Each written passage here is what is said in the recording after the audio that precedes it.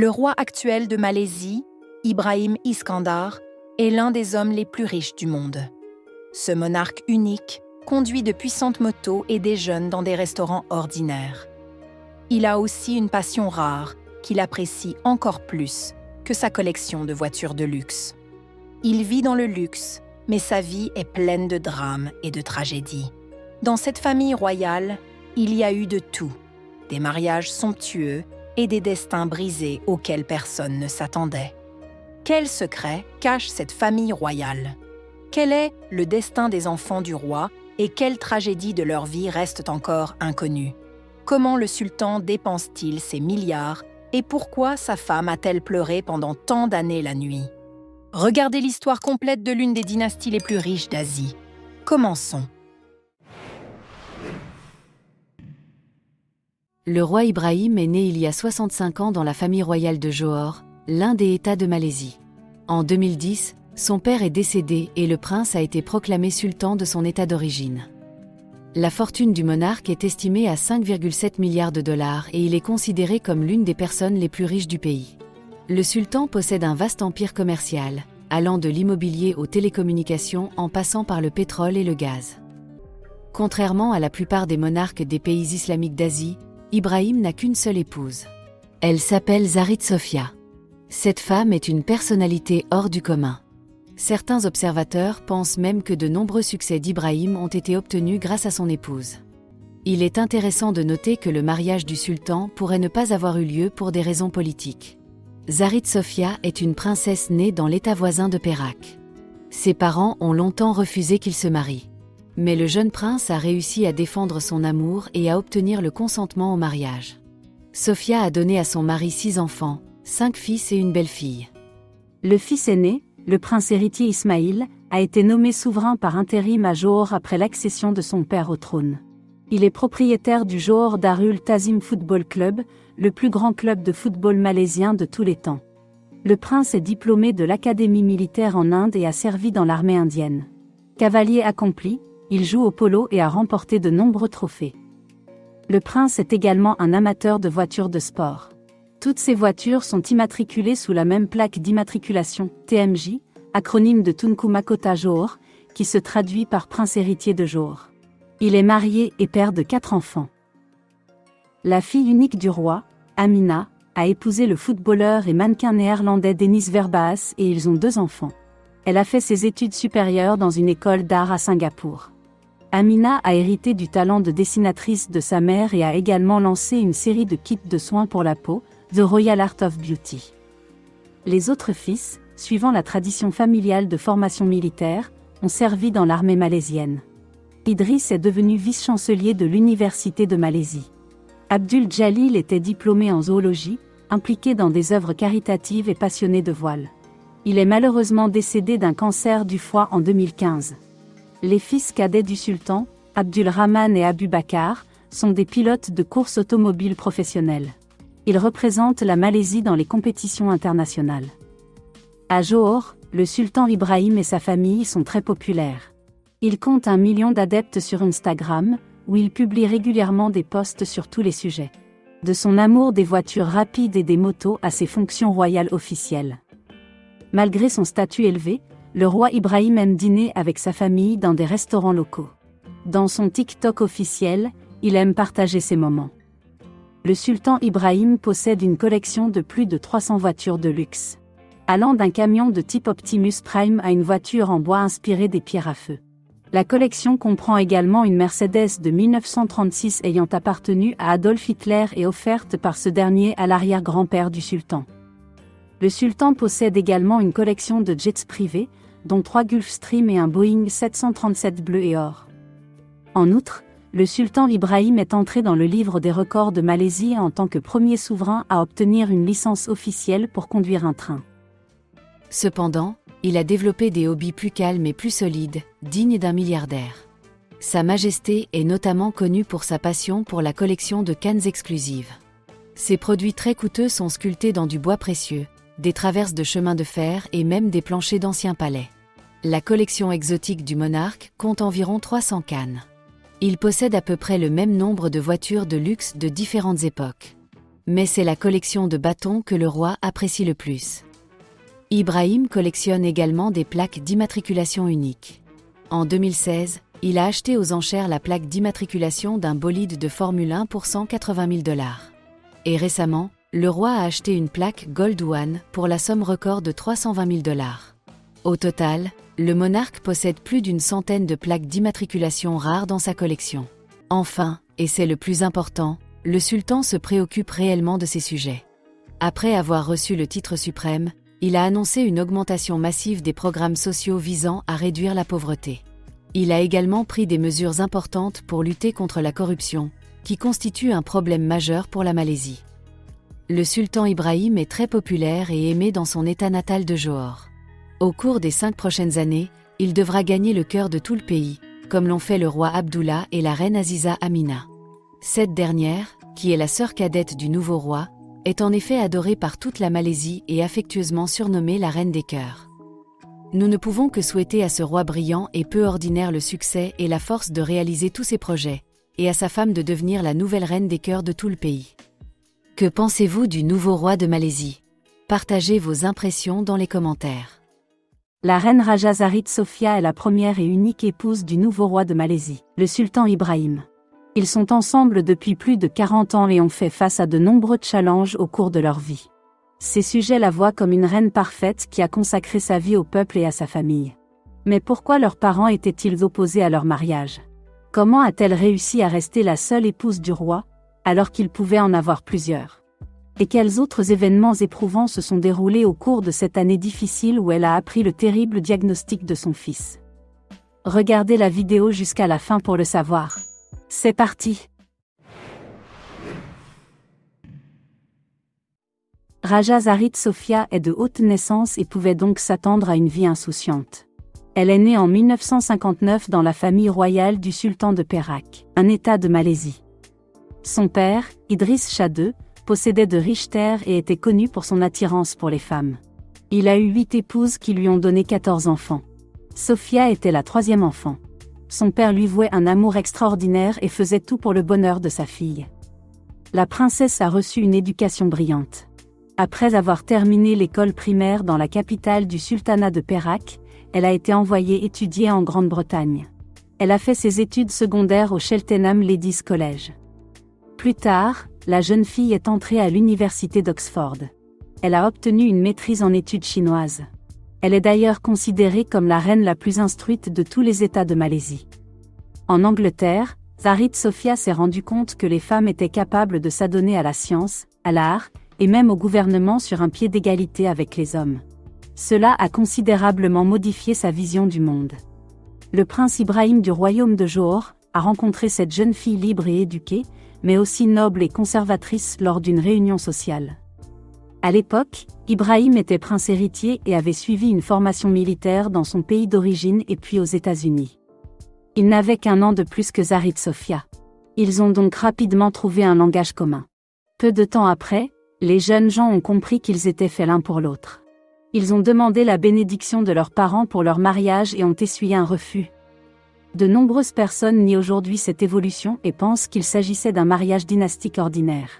Cependant, un certain nombre de chercheurs sur la vie de la dynastie royale de Johor affirment que leurs parents étaient initialement opposés à ce mariage. En effet, la réputation de la famille royale de Johor était alors entachée.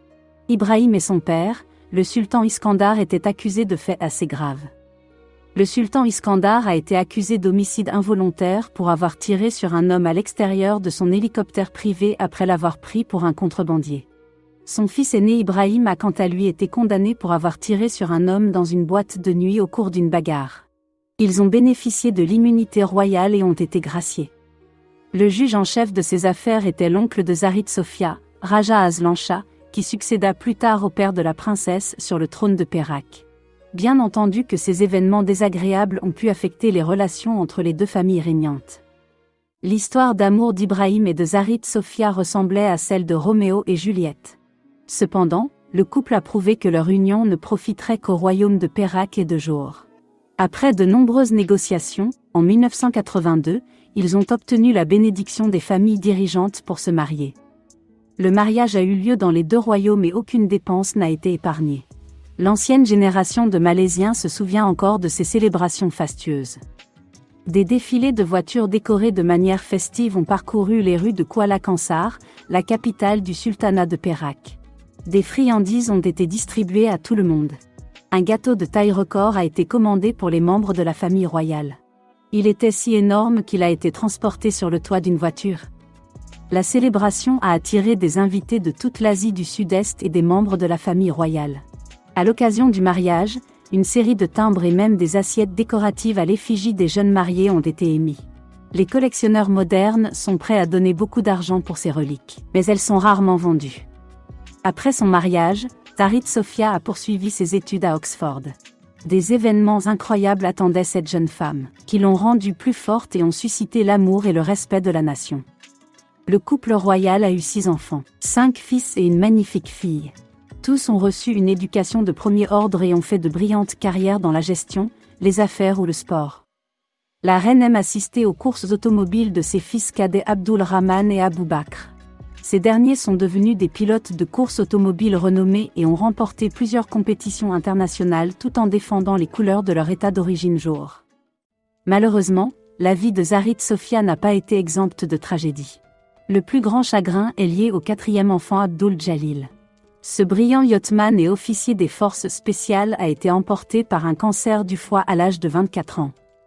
Depuis les années 90, Raja Zarit Sofia rend souvent visite aux patients des hospices, aux femmes âgées et aux enfants atteints de cancer. Mais cela ne l'a pas préparé à l'annonce du terrible diagnostic de son fils.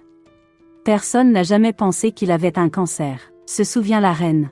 À un moment donné, il a juste commencé à ressentir une douleur à l'épaule droite et tout le monde pensait qu'il s'était froissé un muscle. Lorsque la douleur est devenue insupportable, le prince s'est rendu chez le médecin et cette terrible maladie a été découverte. La reine a accompagné son fils pendant toutes les séances de chimiothérapie et l'a soutenu tout en cachant ses larmes et sa douleur.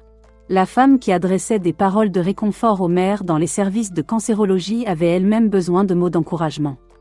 Raja Zarit Sofia n'était pas seulement préoccupée par la maladie de Jalil à cette époque.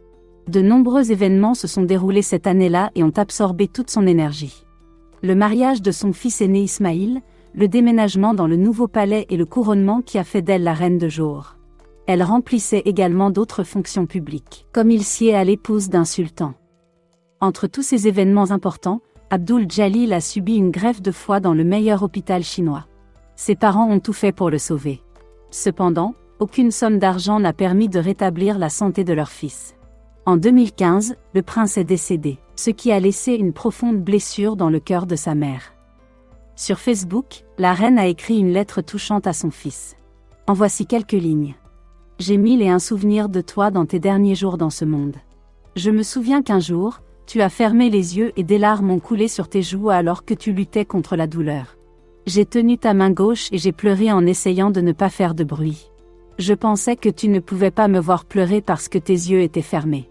Mais tu le savais. Et tu as posé ta main droite sur la mienne et tu l'as tapotée comme pour dire « Ne pleure pas, maman, je vais bien. » Cependant, au lieu de se laisser aller à un profond chagrin et à la dépression, la famille royale a décidé d'honorer la mémoire de son fils en sauvant des personnes souffrant du cancer. Dans la capitale du sultanat, Johor Bahru, un centre de cancérologie ultramoderne a été construit, Raja Zarit Sofia étant le président de la fondation. Il traite chaque année 7000 Malaisiens. Cette action montre la nature active et optimiste de Zarit Sofia et de son mari, le sultan Ibrahim. En janvier 2024, Zarit Sofia est devenue reine de toute la Malaisie, qui comprend l'état de Johor. Son mari, le sultan Ibrahim, a été élu par le Conseil des monarques de Malaisie comme premier parmi ses pairs pour diriger l'État. Le couronnement a eu lieu le 31 janvier 2024. Pour Zarit Sofia, ce fut un jour à la fois heureux et triste. Ce jour-là, il y a exactement 40 ans, son père, le sultan Idriss Shah II est décédé. Et voilà que 4 décennies plus tard sa fille est devenue la reine de toute la Malaisie. Zarit Sofia a toujours activement assisté son mari dans l'administration du sultanat de Johor. Elle participe à des activités scientifiques et sociales, ainsi qu'aux beaux-arts. Elle a hérité de son père sa passion pour l'art. Ses peintures ont participé à plusieurs reprises à des expositions prestigieuses. Parlant couramment 5 langues, La reine a écrit plusieurs ouvrages scientifiques sur la linguistique et 4 livres pour enfants. Sofia s'est attiré l'affection de ces sujets grâce à ses activités caritatives. Elle a aidé des dizaines de milliers de compatriotes touchés par les terribles inondations. Pour cela et pour d'autres bonnes actions, ces sujets ont commencé à l'appeler « Reine des cœurs ». De son propre aveu, ce titre représente bien plus pour elle que tous les autres titres officiels réunis. Zarit Sofia a hérité de ses parents sa passion pour la charité. Lors d'une interview, elle a déclaré « J'ai vu mes parents se préparer à participer à des événements dans des orphelinats et des hôpitaux. Je les ai vus interagir avec les gens et les aider. Et j'ai voulu continuer dans cette voie. » Pourtant, la mission principale de sa vie est de servir sa famille et d'aider son mari. Sofia et Ibrahim ont soigneusement porté leur amour tout au long de leur vie. La reine a aidé son mari de manière désintéressée dans toutes ses affaires, et celui-ci, en retour, n'a aimé qu'elle. Le simple fait qu'Ibrahim n'ait jamais songé à prendre une deuxième épouse, bien que les coutumes islamiques l'autorisent en est la preuve. Souhaitons à ce merveilleux couple plus de succès et un amour sans fin. Ce mariage somptueux a eu lieu en 2017. La princesse de Malaisie et un Néerlandais ordinaire sont devenus mari et femme. Cependant, les parents de la mariée étaient opposés à ce mariage. Elle a commis un acte qui a choqué son père, le sultan Ibrahim et tout le pays. Comment les amoureux ont-ils surmonté les préjugés? Comment cette histoire insolite s'est-elle déroulée et comment s'est-elle terminée? Regardez la vidéo jusqu'au bout pour le savoir. C'est parti! La princesse Amina est née en 1986 dans une famille royale de l'État malaisien de Johor. Son père, le milliardaire sultan Ibrahim, est considéré comme l'un des hommes les plus riches du pays. Il possède un vaste empire commercial, allant de l'immobilier aux télécommunications en passant par le pétrole et le gaz. Sa fortune est estimée à 5,7 milliards de dollars. Plus récemment, le sultan Ibrahim a été élu roi de Malaisie. Il a 6 enfants et Amina est sa seule fille. La princesse Amina a grandi dans un palais et a été entourée des meilleurs enseignants, des meilleurs soins et du plus grand luxe. Après ses études secondaires, Amina est diplômée de l'Australian International School de Singapour et devient économiste agréée. À l'âge de 21 ans, elle a créé une entreprise de cosmétiques et a développé avec succès sa propre marque de cosmétiques, Luvin The Royal Art of Beauty. Il est intéressant de noter qu'Amina a elle-même joué dans des publicités pour des produits cosmétiques, ce qui lui a valu le respect de ses sujets. Pendant toute sa jeunesse, la princesse a mené une vie active. Elle pratiquait l'équitation, la course à pied et même l'alpinisme. Amina a hérité du talent de sa mère pour le dessin et est devenue une artiste reconnue. Sa vie était incroyablement réussie, à l'exception d'une chose. Amina n'a pas eu de chance dans sa vie privée. Cela s'explique par le fait que la jeune fille a fermement décidé de se marier par amour, et pas de convenance, comme c'est la coutume pour les aristocrates. En 2015, la jeune fille a eu 29 ans. À cette époque, elle a rejeté de nombreux prétendants d'origine royale que lui proposait son père. Contrairement aux exhortations de sa famille, Amina s'est entêtée à chercher le seul qui lui était destiné d'en haut. Qui aurait cru que la princesse trouverait son destin dans un café ordinaire, où elle s'est rendue par hasard pour prendre un encas.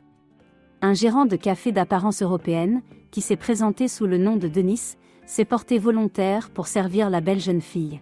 Lorsque les yeux des deux jeunes gens se sont croisés, ils ont tous deux réalisé que leur vie avait changé pour toujours. Comme vous pouvez le deviner, cette rencontre a marqué le début de l'une des plus incroyables histoires d'amour du XXIe siècle. La façon dont l'élu d'Amina s'est retrouvé dans un café de Singapour mérite d'être racontée séparément.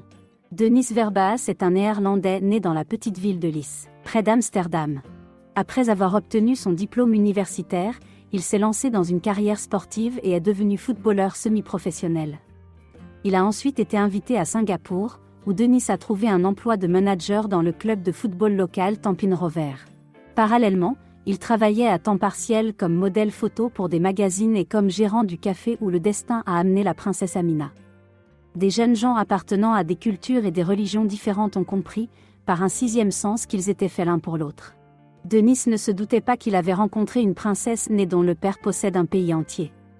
Au début, il a perçu Amina comme une jeune fille asiatique ordinaire qu'il aimait beaucoup. Il s'ensuivit une romance orageuse entre les deux jeunes gens, qui dura environ 3 ans. Bien sûr, Denis apprit plus tard que sa bien-aimée était la fille du roi. De son côté, Amina a aimé le nom de famille du jeune homme, Verbaas. qui peut se traduire du néerlandais par « surprise étonnante ». Rencontrer l'homme de ses rêves à l'âge de 29 ans était en effet une surprise pour la jeune fille. D'une certaine manière, c'était la récompense de sa quête obstinée de l'amour. La relation d'Amina et de Denis a résisté à l'épreuve du temps et ils sont déterminés à se marier. Mais c'est là que les problèmes commencent. Le sultan Ibrahim ne voulait pas entendre que sa fille unique épouserait un roturier, et même un Européen. Pendant 3 ans, Amina s'obstine à persuader son père d'accepter le mariage. Et finalement, l'inapprochable monarque a cédé. Mais Denis est soumis à un certain nombre de conditions. Le roi rusé pensait que le jeune marié ne serait pas en mesure de les remplir. Tout d'abord, le néerlandais devait se convertir à l'islam. Deuxièmement, il devait changer son nom pour un nom malais traditionnel. Enfin, le jeune marié devait signer un contrat de mariage rédigé par le sultan. Selon ce contrat, Amina, Denis et leurs enfants ne peuvent prétendre à la plus haute fonction de jour.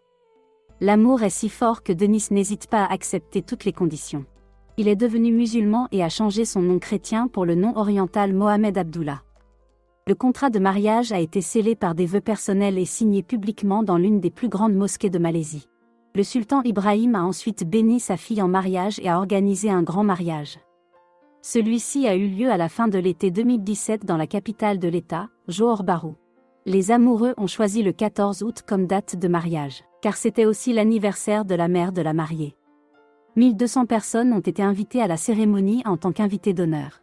La cérémonie de mariage s'est déroulée selon la coutume malaise musulmane traditionnelle. Denis a lu un poème de sa composition à la mariée, dans lequel il lui promettait de l'aimer pour la vie. Il a ensuite versé au sultan une rançon de 22 ringgits locaux, soit l'équivalent de $5, pour la princesse. C'est alors que les célébrations somptueuses ont commencé. Toute la soirée, le couple s'est assis sur un canapé trône doré pour recevoir des félicitations. Les membres de la famille royale ont aspergé les jeunes mariés d'encens, leur ont jeté des pétales de fleurs et des grains de riz jaune. Denis et Amina ont ensuite reçu la bénédiction de leurs parents et sont allés à la rencontre de la population. Cette cérémonie extraordinaire a été retransmise en direct sur des écrans géants dans la capitale de l'État. Le pays tout entier a donc assisté aux festivités du mariage. De nombreux observateurs s'attendaient à la désintégration prochaine d'une famille hors du commun. La relation des jeunes mariés semblait trop fabuleuse, et les différences culturelles et mentales paraissaient insurmontables. De plus, le couple a trouvé des détracteurs qui ont tenté de provoquer la rupture. À cette fin, la presse jaune a publié des documents dénigrant la vie familiale d'Amina et de Denis. En particulier, il a été rapporté qu'Amina ne gérait pas le foyer comme il sied à une femme musulmane. On a prétendu que leur maison familiale était en désordre et sale, et que les jeunes mariés se disputaient constamment. La princesse elle-même a répondu à ces attaques. Elle a déclaré que toutes les rumeurs n'étaient pas fiables et qu'elle et son mari étaient incroyablement heureux. Cela semble vrai, car Denis et Amina sont souvent apparus lors de réceptions officielles, où ils avaient l'air heureux et satisfaits l'un de l'autre. En 2020, le couple a eu une fille, qui a reçu le prénom islamo-chrétien de Leila Sophia. 2 ans plus tard, la princesse a donné naissance à un garçon et s'est presque entièrement consacrée à l'éducation des enfants et à la vie de famille. Comme il sied à un chef de famille islamique, Denis subvient aux besoins de sa femme et de ses enfants. Il travaille aujourd'hui comme directeur de l'une des principales sociétés de promotion immobilière de Malaisie. En outre, la famille a reçu une participation de 30% dans une grande société ferroviaire, Berjaya Rail. Le couple est donc très bien loti sur le plan financier. Pendant ce temps, le sultan Ibrahim a été promu. Fin 2023, il a été élu roi de toute la Malaisie. Amina n'est donc plus une simple princesse, mais la fille d'un monarque influent. C'est peut-être ainsi que le destin a remercié le sultan Ibrahim. Après tout, il n'a pas eu peur de s'écarter de la tradition et a donné à sa fille un mariage d'amour avec un homme simple. Comme le montre la pratique, beaucoup de mariages inégaux se brisent rapidement et les ruptures s'accompagnent de scandales retentissants. Espérons que notre histoire sera une exception et que les jeunes mariés vivront longtemps et heureux en famille. Que pensez-vous de ce couple ? Partagez-le dans les commentaires. Cette fille ordinaire, élevée par une mère célibataire, n'a jamais imaginé qu'elle deviendrait un jour une princesse. Mais une rencontre fortuite avec un prince et leur véritable amour ont tout changé. Voici l'histoire insolite de la princesse Khalida du royaume de Johor, surnommée la Cendrillon malaisienne. Comment une simple fille a-t-elle réussi à charmer un prince ? Pourquoi la mère de Khalida a-t-elle failli avoir une crise cardiaque et que lui a dit le prince lors de leur première rencontre ? Et à quel âge une princesse peut-elle devenir reine de toute la Malaisie, compte tenu du système électif des rois? Regardez la vidéo jusqu'au bout pour le savoir. Allons-y, commençons. En juillet 1993, une petite fille est née dans une famille malaisienne ordinaire. Elle s'appelait Khalida, ce qui signifie immortelle en arabe. Bien sûr, les parents ne s'attendaient pas à ce que leur fille vive éternellement, mais ils espéraient qu'elle vivrait une vie heureuse. Il se trouve que la mère de Khalida, Azaya, s'est retrouvée sans mari. Cette femme solitaire avait 5 enfants dans ses bras, 2 garçons et 3 filles. Khalida était la plus jeune d'entre eux. C'était une période difficile pour la famille, mais la mère de Khalida a veillé à ce que les enfants reçoivent une bonne éducation. Lorsque la fillette a eu 10 ans, Azaya a trouvé une occasion de donner à sa fille une éducation décente. La femme s'est vue offrir un emploi au commissariat de Malaisie au Royaume-Uni. Elle s'y installe temporairement, emmenant Khalida avec elle. À Londres, la jeune fille entre à la prestigieuse St. George's School, puis étudie à l'école de la Westminster Academy. Grâce à la période londonienne, la jeune fille a parfaitement appris l'anglais et l'espagnol. Lorsque le contrat de 6 ans de sa mère en Angleterre a pris fin, elle est retournée avec Khalida à Kuala Lumpur, où la jeune fille a poursuivi ses études. Khalida a toujours aimé le sport et a assisté à de nombreux événements sportifs. L'un d'entre eux a changé toute sa vie future. Lors d'un tournoi de polo organisé dans la capitale, la jeune fille a rencontré un homme charmant nommé Ismail.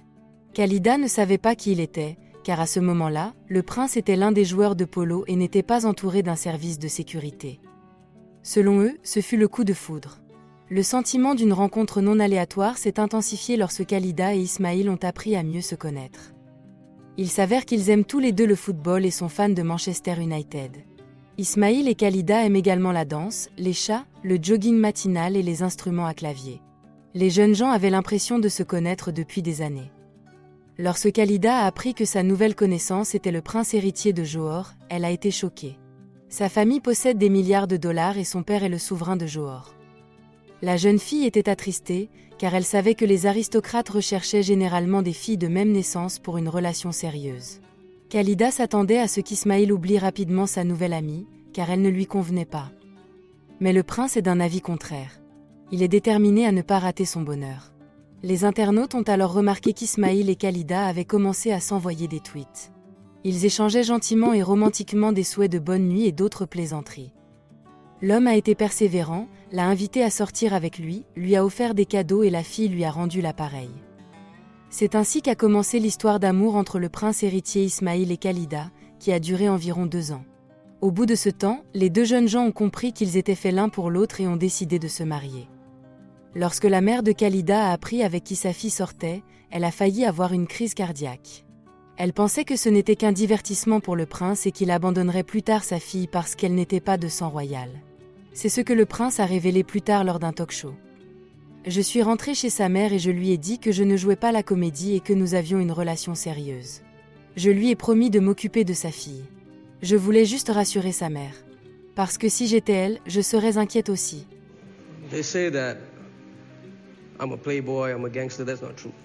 That's not true. Nah. There's nothing like that. Curieusement, les parents du prince héritier n'ont émis aucune objection.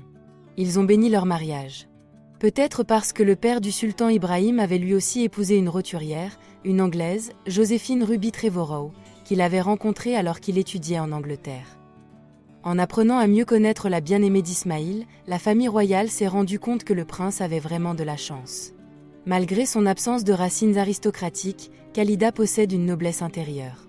Elle ne s'intéresse pas aux marques de mode et est très modeste. Les jeunes mariés ont décidé de célébrer le mariage dans un cercle étroit de parents, et la date a donc été tenue secrète jusqu'à la dernière minute. La cérémonie de mariage a été annoncée quelques jours avant la fête.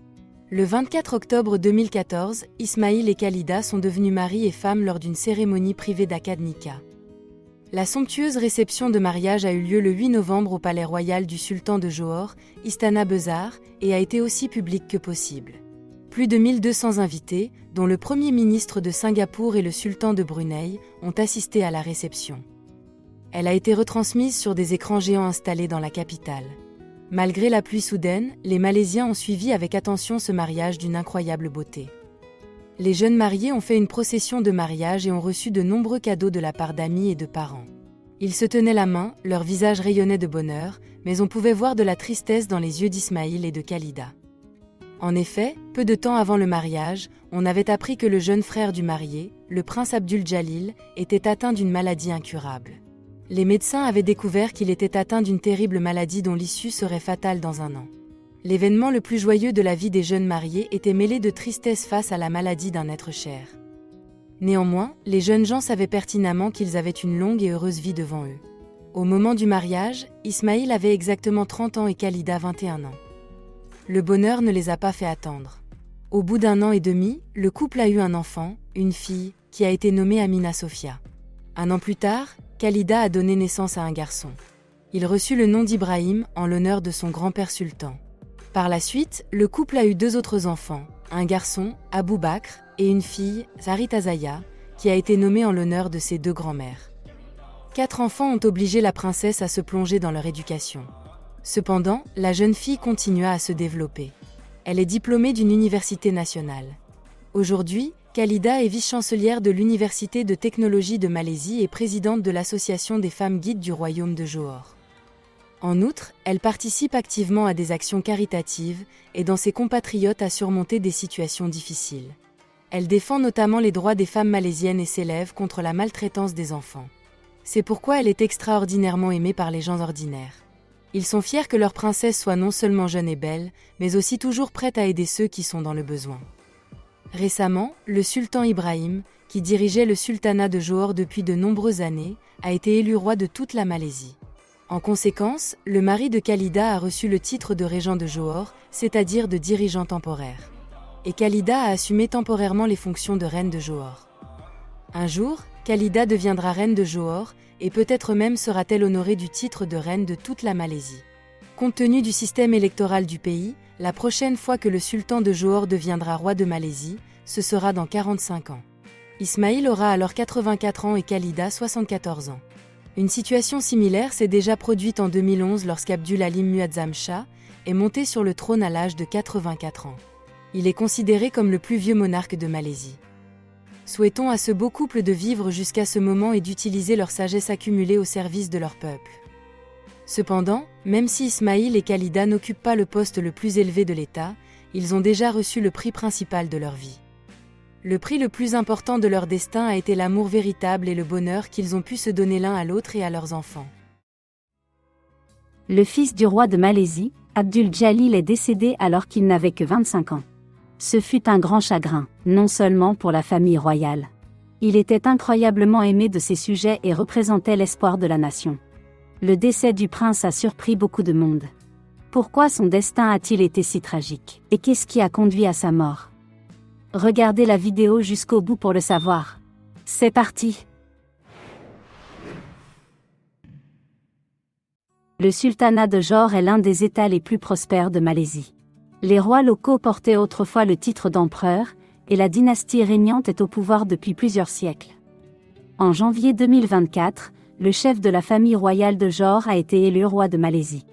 Le sultan Ibrahim est considéré comme l'un des hommes les plus riches du pays et sa fortune est estimée à 5,7 milliards de dollars. Il a une fille et 5 fils, dont l'un restera à jamais dans la mémoire des Malaisiens comme le roi des âmes du peuple. En juillet 1990, un fils est né dans cette famille royale. Il s'appelle Abdul Jalil, ce qui signifie serviteur du Tout-Puissant en arabe. Son père et sa mère avaient de grands espoirs pour lui et l'aimaient beaucoup. Ils espéraient que, dans un avenir proche, leur fils deviendrait un pilier de l'État pour le bien du peuple et le bien-être du royaume. Les enfants de parents nobles et riches ne sont pas toujours à la hauteur de leurs attentes. Le statut élevé fait tourner la tête de beaucoup d'entre eux. Ils deviennent des oisifs et des dépensiers. Le prince Abdul Jalil a prouvé que le fils d'un roi ne doit pas nécessairement être un égoïste arrogant. En fait, toute sa courte vie a été consacrée au développement et à l'aide aux personnes. Ses sujets lui vouaient un véritable respect et le considéraient comme un prince presque parfait. Après avoir terminé ses études secondaires puis supérieures à Johor, Abdul Jalil s'est intéressé à la zoologie. Pendant 1 an, il a travaillé comme simple gardien dans le département des reptiles du zoo de Singapour. Le prince est tellement fasciné par l'étude de la vie animale qu'il décide de poursuivre ses études à la Zoological Society of London. Après 2 ans d'études en Grande-Bretagne, le prince obtient son diplôme avec mention et retourne dans son pays. En tant que fils du sultan, Abdul Jalil s'est vu offrir un poste dans l'administration de l'État. Mais le jeune homme est resté fidèle à sa vocation. Il a ensuite étudié la zoologie au centre de réhabilitation des orang-outans dans la réserve forestière de Kabylie-Sepilok. En grandissant, le prince s'est rendu compte que ce n'étaient pas seulement les animaux qu'il fallait protéger, mais aussi et surtout les hommes. Abdul Jalil soutenait activement la Société du Croissant Rouge malaisien et un certain nombre d'organisations caritatives médicales. Grâce à son ascendance royale, il attirait des sommes considérables vers les fonds et veillait à ce que l'argent parvienne aux personnes qui avaient besoin d'aide. À l'âge de 21 ans, le prince a choqué ses proches en changeant radicalement de vie. Abdul Jalil décide de devenir policier pour protéger les gens. Il est entré au centre de formation de la police royale malaisienne. 1 an plus tard, il a été promu au rang d'inspecteur et a obtenu un poste au commissariat. Le prince a tellement apprécié son service dans les forces de l'ordre que quelques mois plus tard, il a réservé au monde une surprise encore plus grande. Abdul Jalil a commencé à s'entraîner dans l'unité d'action spéciale, une unité d'élite des forces spéciales malaisiennes. À l'âge de 23 ans, il a réussi les tests rigoureux et a rejoint l'unité antiterroriste. Il est ainsi devenu le seul membre de la famille royale malaisienne à servir dans les forces spéciales de la police. Bien sûr, la vie du prince ne se limite pas au service. Dès l'âge de 20 ans, il se passionne pour la voile. Il ne reconnaît pas les yachts de luxe, préférant gérer lui-même de petits voiliers. Son objectif est d'attirer les jeunes vers la voile. À cette fin, il a lancé 2 programmes de masse, dans le cadre desquels plus de 5000 de ses compatriotes moins riches ont pu apprendre à naviguer et participer à des compétitions. À l'âge de 23 ans, Abdul Jalil a lancé Liga Layar Malaysia, une série de courses de voile avec des prix en espèces. Ces régates ont suscité un vif intérêt pour la voile et ont permis d'identifier plusieurs athlètes talentueux. Ils remportent ensuite des courses internationales prestigieuses et forment eux-mêmes de jeunes marins. Un défenseur de la nature, un sportif brillant et un officier des forces spéciales endurcies. Tout cela était réuni dans ce prince souriant, que ses sujets appelaient le roi des âmes du peuple. On lui prédit un avenir brillant. Cependant, toutes les réussites et tous les espoirs se sont effacés devant un terrible diagnostic. Cancer du foie au stade 4. La maladie s'est déclarée à la fin de l'année 2014, alors que le prince avait un peu plus de 24 ans. Au début, la maladie était presque silencieuse. Puis Abdul Jalil a commencé à perdre du poids. Il avait des gonflements et des douleurs. Malgré cela, l'homme a continué à travailler quotidiennement à la Société du Croissant Rouge de Malaisie. À l'époque, il était déjà vice-président de l'organisation caritative. L'annonce de ce diagnostic désastreux a coïncidé avec les pires inondations qu'ait connues la Malaisie. Des pluies de mousson inhabituellement fortes ont fait déborder des rivières qui ont inondé des dizaines de milliers d'habitations. Quelques 200 000 personnes ont été déplacées de la zone sinistrée, chacune ayant besoin d'aide. Même s'il souffrait beaucoup et se savait en phase terminale, Abdul Jalil a travaillé à son poste jusqu'à la fin. Grâce au Croissant Rouge, le nombre de victimes de la catastrophe a pu être réduit et le maximum de personnes a pu être sauvé. L'effort colossal a fini par ébranler la santé du prince. Son père, le sultan Ibrahim, a failli envoyer de force son fils à l'hôpital. Bien sûr, le prince a été soigné par les meilleurs médecins en Malaisie, puis en Chine. Mais le temps pressait. La dernière chance de salut était une greffe de foie. Cette opération a été réalisée avec succès à l'université chinoise Sun Yat-sen de Guangdong. Malheureusement, elle n'a donné à Abdul Jalil qu'un court sursis.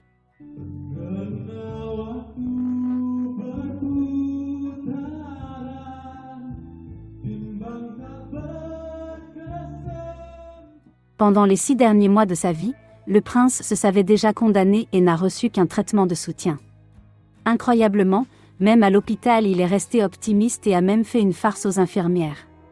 La vidéo du prince essayant de se cacher des procédures et riant avec une infirmière est devenue virale.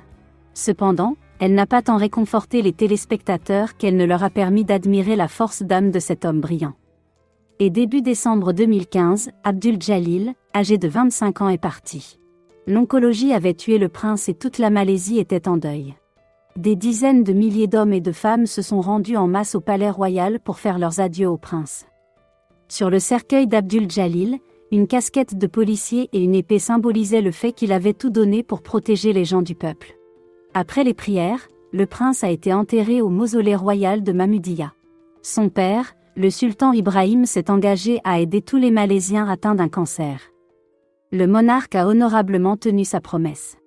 À Johor Bahru, la capitale de l'État, le meilleur centre anticancéreux d'Asie du Sud-Est a été construit. Il a été baptisé Tunku Laksamana Johor en l'honneur du prince. Le mot Laksamana signifie amiral en malais, et c'est ainsi que les membres de la famille royale appelaient Abdul Jalil en plaisantant. La devise du centre, « Combattez comme Jalil ». Chaque année, cette clinique de pointe traite environ 7000 Malaisiens atteints d'un cancer. Pour certains, les médecins sauvent des vies, et pour d'autres, ils soulagent des souffrances. Tout cela n'aurait pas été possible si Abdul Jalil n'avait pas incité son père à construire le centre de cancérologie. Même après sa mort, le prince continue de sauver des gens et il y a là quelque chose de symbolique. Nous connaissons de nombreux exemples où les descendants d'aristocrates ont rempli leur vie d'aventures dévergondées, d'alcool et de luxe inutile. Ayant vécu une vie vide, ils n'ont pas laissé de bons souvenirs ni d'héritage utile aux gens. Heureusement, l'histoire de personnes telles que le prince Abdul Jalil se détache nettement de l'arrière-plan de ses destins. Au cours de sa très courte vie, il a fait beaucoup de bien à ses sujets. C'est pourquoi les Malaisiens se souviendront toujours de lui comme du roi des âmes du peuple. Que pensez-vous de cette triste histoire? Partagez votre avis dans les commentaires. Abonnez-vous à notre chaîne et donnez-nous un like si vous avez aimé la vidéo. À bientôt.